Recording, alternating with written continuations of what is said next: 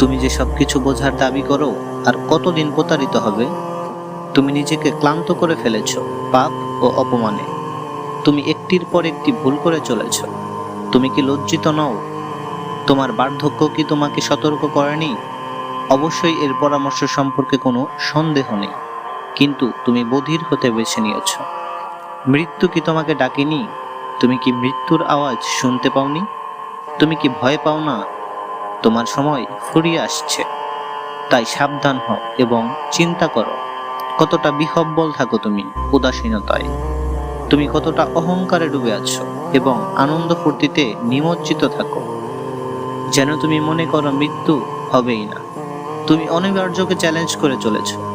তুমি স্বাভাবিকভাবে বহন করা প্রবাহ এড়াতে শিথিল। যখন তুমি নারাজ করো তোমার পালনকর্তা আল্লাহকে, তুমি সেটার জন্য ব্যাকুলতা অনুভব করো না।